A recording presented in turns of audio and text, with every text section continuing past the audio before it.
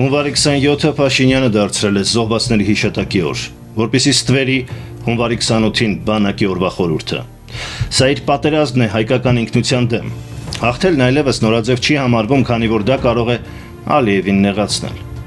Ադրբեջանի հետ, այո, պետք է խաղաղություն, նորմալ հարևանություն ունենալ, միայն հիմարը կարող է դրան դեմ լինել, բայց հանձնվելը, կապիտուլացվելն ու ծառայելը չպետք է ներկայացվի որպես խաղաղություն, դա ավելի մեծ հիմարություն է։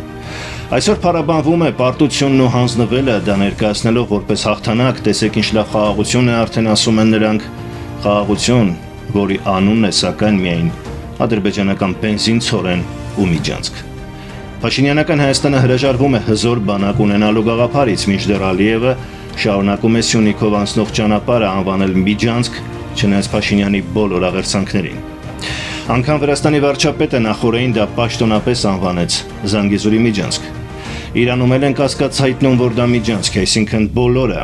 համարում են դա Միջանցք, բացի Փաշինյանին կուրորեն հավատացողներից։ Բացահայտվեց, որ Ալիևի աշխատակազմն է ֆինանսավորում ուղիղ Արևմտյան Ադրբեջան այդ քաղաքական արշավը։ Ալիևը շարունակում է մեծացնել ռազմական ծախսեր իր ժողովրդին խոստանալով առանց կրակոցի ավտոմեքենաներով վերադառնալ, բայց իրականում ներխուժել Հայաստան։ Նա դրանում վստահ է, քանի որ դարպասները Հայաստանի ներսից են բացվում,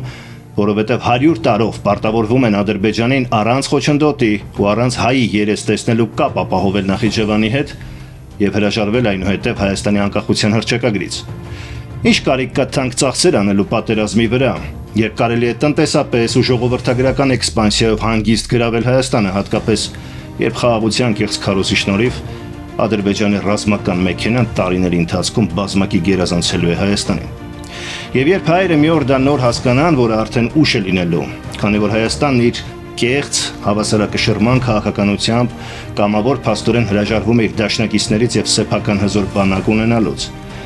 Իսկ թույլերն, ինչպես գիտեք, դաշնակիցներ չեն ունենում։ Մինչ Թրամփը Հայաստանի հետ խոսում է տնտեսության մասին, Ալիևը Թրամփից ստանում է նոր ռազմական օգնություն։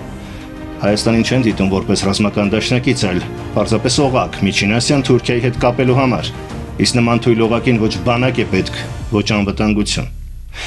Դա խաղաղություն չէ, սիրելի բարեկամներ, դա աշխարհաքաղաքական կապիտուլյացիայի համեմված խաղաղության սովուսով։